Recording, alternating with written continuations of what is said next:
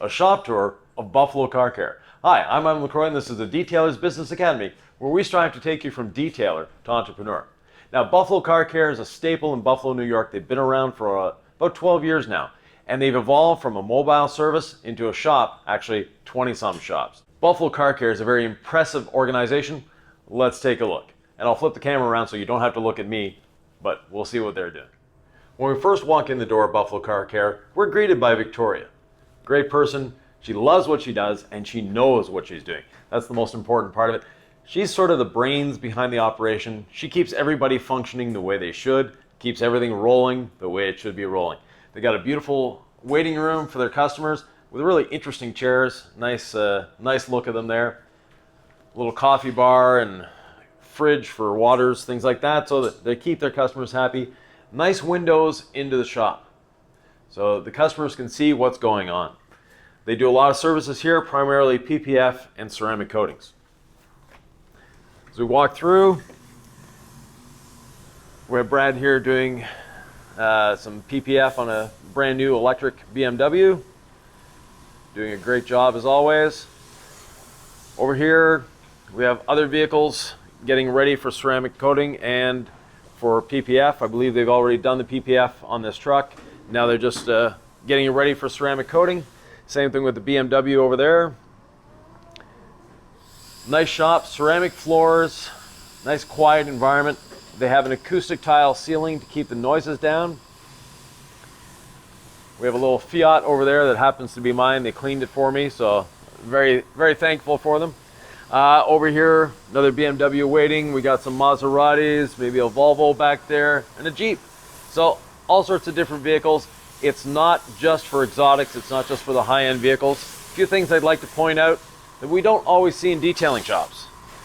Ryan Riegel, one of the owners, this is his favorite toy. This is his walk-behind floor sweeper. Loves it, does a great job. They've adopted my technique, my teachings for carts. They've been customers of mine on the coaching side for years. So they have two types of cart, and this is their polishing cart. On the polishing cart, you'll notice a couple different things going on. First of all, they have the pad washer in its own support, and this is their own invention. It's called the Ergo. I'll see if they have a website up for it yet. I believe they do. If they do, I'll put a link. It's a great addition to any cart, and it fits many different carts. They've sized it so it fits a lot of different carts. On top, they have their polishing system. They have the pads in the drawers. They have additional polishers on the bottom. They're rotary and additional DAs, and a wash bucket on the other side. So they can get everything they need on that cart. Their detailing carts are identified by colors. So every employee has a different color cart. We can see one back here. So that's one employee's cart. We go over here, another employee's cart. So that employee has the blue. They're getting some carts ready for different locations. As I mentioned, they have over 20 locations here in the New York area. They have a large inventory of chemicals ready to go because they do stock for all their locations here. So as you can see, a nice shop, well lit, and just a great location. As I mentioned, they do a lot of paint protection film. So they have a cut room for the PPF as well. That's its own separate environment. The whole shop is air conditioned and heated, which is great.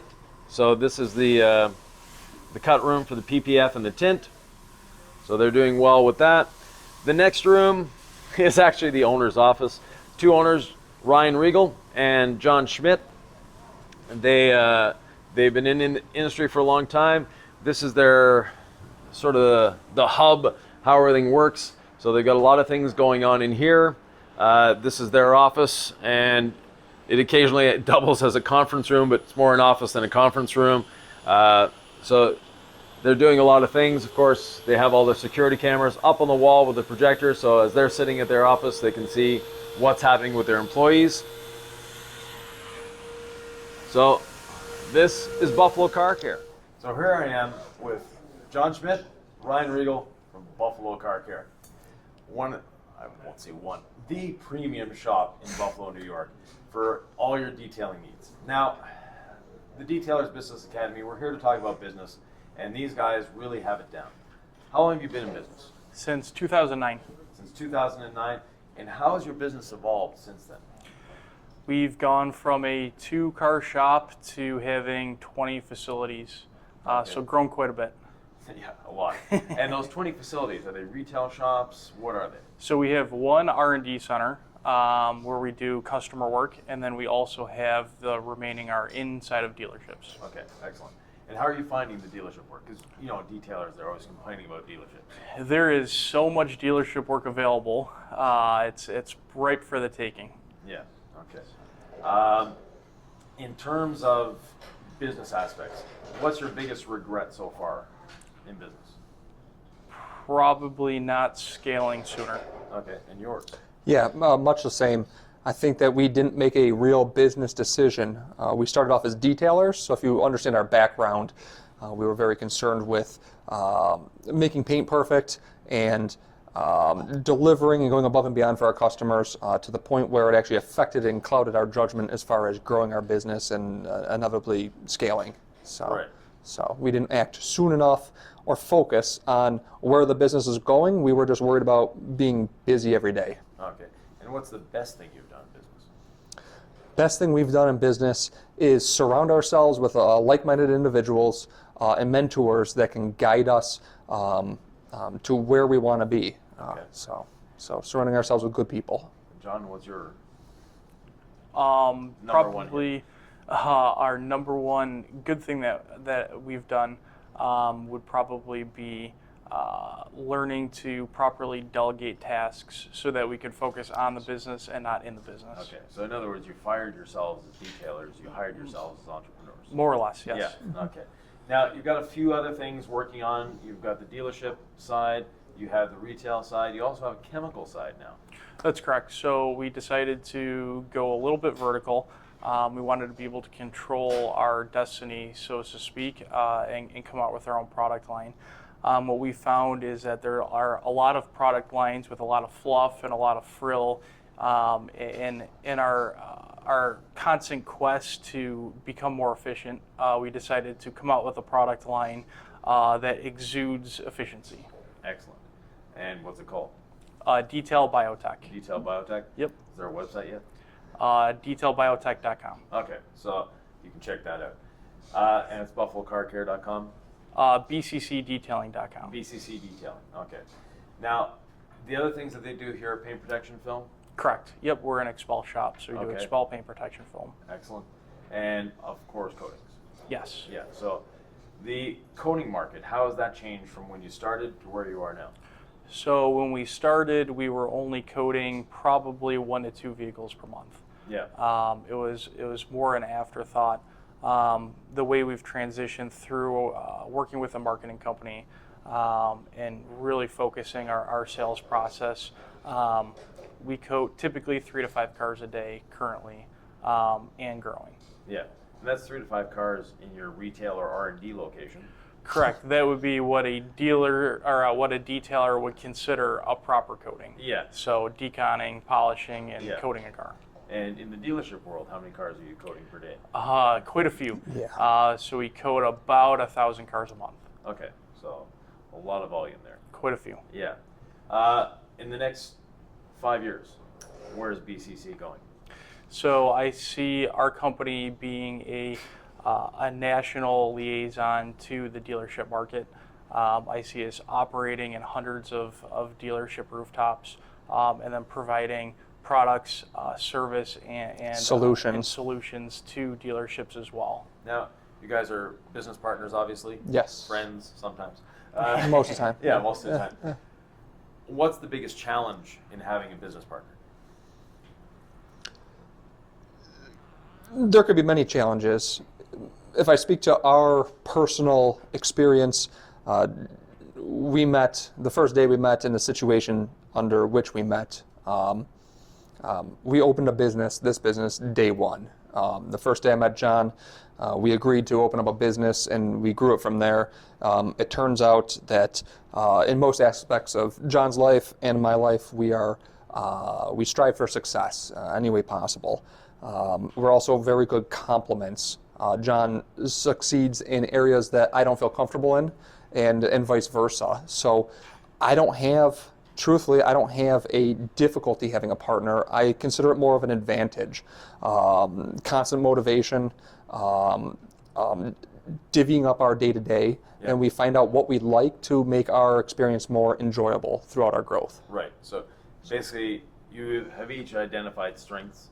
Like your strength is teasing him about his car. Yeah. But you've each identified strengths. He doesn't need any help there. No, chick car. But anyway, it's not the one behind us. It's another one. Similar. Yeah, similar. Yeah.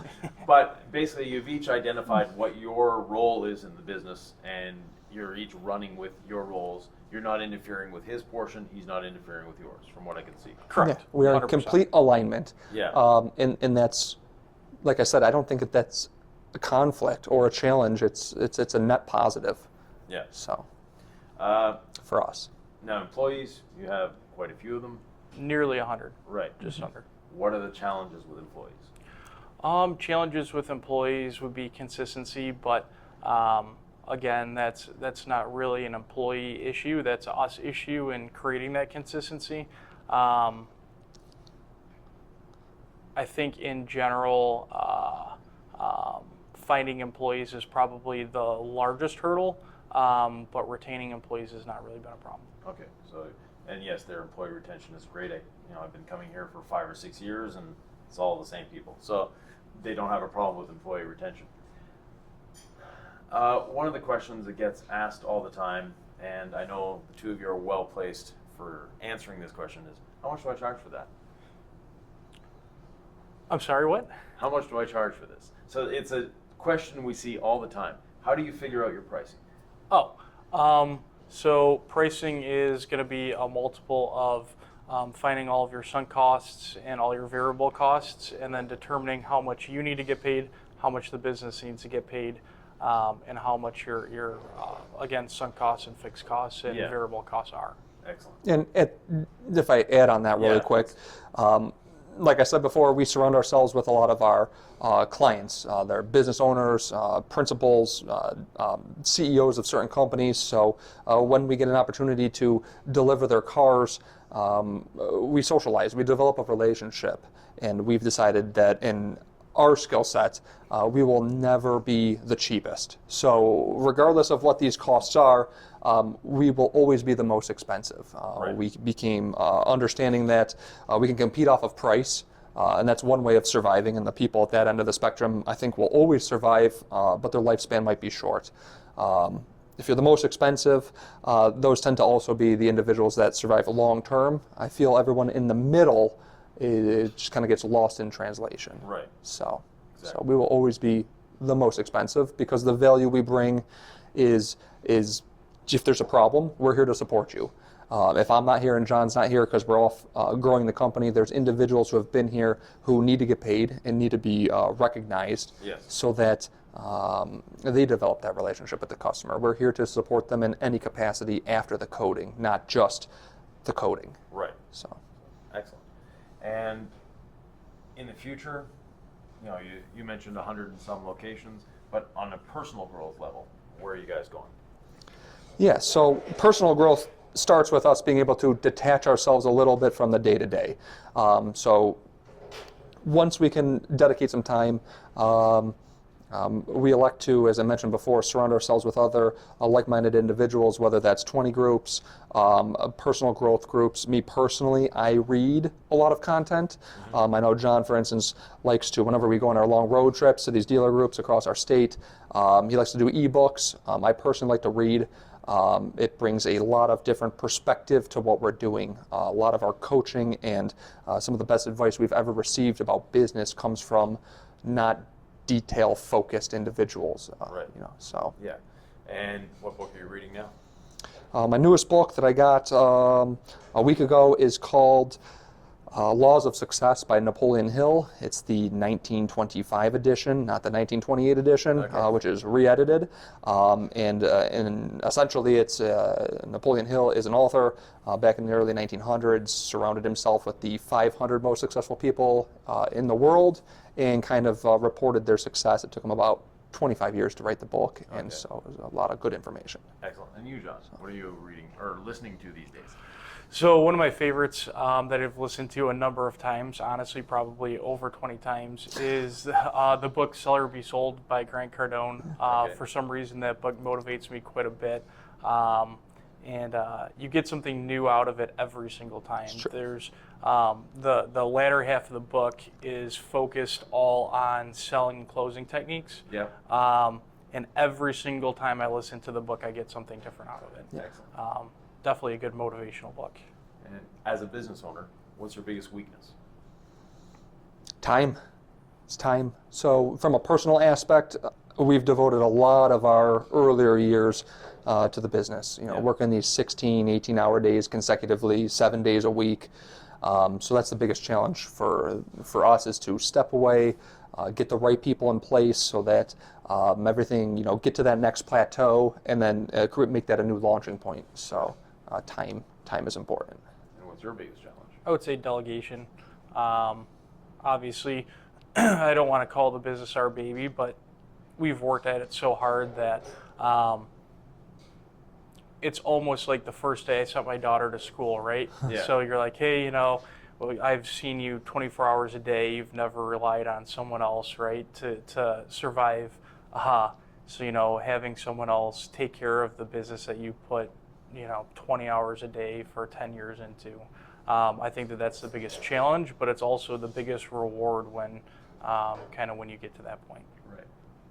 Now that you've grown, you're, we'll say executives now, you're true entrepreneurs. What's your schedule look like these days? Are you working more than 40 hours a week? Constant growth. We have an alignment of massive amounts of action. So the hours are almost insignificant. If we can make every hour productive, there's no need to be here. Our goal for our personnel, including us, is culture. And there's no need to stress everybody out. If we work 7 days a week, then we take on 9 days worth of work. It just can't get done. And so we're blessed in that regard to build our book of business, but we really do value stepping away a little bit and making sure there's really no reason to work overtime. Focus a little bit outside of work. Yeah. Yeah. And as a detailer, not as a business owner, what was your biggest mistake? I'm going to have to remember a ways back because I haven't been a detailer for a while. I did detail a car a couple weeks ago. Yeah. Probably the biggest detriment would be focusing on the details to a point where we forewent the business. Yeah. Okay. And you burned through paint, obviously. I have burned through paint Yeah. one time, two times, one time. Brand new Porsche Panamera front bumper. Okay. Yeah, that was my tag. Yeah. Anything as a takeaway for people? What should they be concentrating on when they're building their detailing business? So I think a huge concentration needs to be marketing, figuring out how to talk to customers, figuring out how to identify with clients, and then not being afraid to think big. Okay. Thinking small gets you into a trap where a lot, on at least the detail groups that I'm in, you see a lot of people criticize dealer work. And the biggest criticism is that there's no money to be made in dealer work. Yeah, right. For instance, I get paid $55 to coat a car at a dealership. Yeah. Most of the people in the detail forums who are detailers would think that was horrible. But when you're coating 1,000 vehicles a month at that rate, it makes it make more sense. And I think that's really the biggest thing people need to focus on is, yes, I'm not making as much money on this car, but my game plan is to do thousands of these, not one a day. Right. And with scaling, that's what turns you into a real business. Yeah. And I spent the week going through their detailing operations here at the main office, the head office, the R&D center, and their satellite locations, the dealerships. And one thing that you guys have implemented beautifully is standardization. Crucial. Yeah. Crucial. You're only going to be as strong as your foundation. If we can set our standard operating procedures, it's a necessity. You can have a detail shop. There's a big difference between being self-employed and an entrepreneur. And as soon as you can kind of figure out what you are, then decide to take the next step forward, and that's going to be employees, and with employees comes standard operating procedures. Right. You know, no one is going to care as much as you do. No one's going to work as hard as you do. And so our enjoyment is making our employees, you know, truthfully as lazy as possible, come out with that standard operating procedure, supply them with the necessary equipment so that they're not wasting steps around the car. They're not going through added motions, and basically making them more profitable, which makes us more profitable. Yeah. I've been coaching you guys for a number of years now. What have you taken away the most from my coaching? Probably our entire wholesale business. Okay. The complete mindset. Yeah, definitely the mindset, definitely the efficiency. Everything. It's bred basically 100% of our success, and it's what took us from a shop that did, you know, 450, 500,000 in sales in a relatively small shop to doing, you know, millions and millions of dollars in sales and having 100 employees. And growing from there. Yeah. I think that the efficiency mindset is the most important takeaway from the training that we've done, and obviously from someone who's been there before, kind of getting the opinions and the coaching to get to where we want to be. Yeah. And what about you? I would say if we had to pick a singularity, I would say setting the expectation. Learning that to communicate with a customer is, in my opinion, more crucial than detailing the car. It's not our fault that the cars are trashed. It's not our fault that they run it through an automatic car wash system 3 times a day. You know, setting that expectation and not wasting our time, and then charging our price. You helped us become more profitable, which gave us the opportunity to use those funds to scale. So setting that expectation is crucial. We do it in the dealership settings, and then obviously our R&D center and our retail facilities, they manage those customers. I mean, read our reviews. I mean, they speak for themselves. There's not many. Can't make everybody happy, but you know, 99% is not bad. No. And in those 1% group, it's a miscommunication, which is not setting the proper expectation. Excellent. So. Well, I'd like to thank these guys once again. bccdetail.com. Yeah, Yep. yeah. The Facebook, BCC Instagram is all Buffalo Car Care. Yeah, okay. So, thank you very much, gentlemen. All right, Absolutely. thank you, And as always. If you have any questions, comments, thoughts, or ideas, leave them below. I'm always happy to answer. We'll see you in the next one.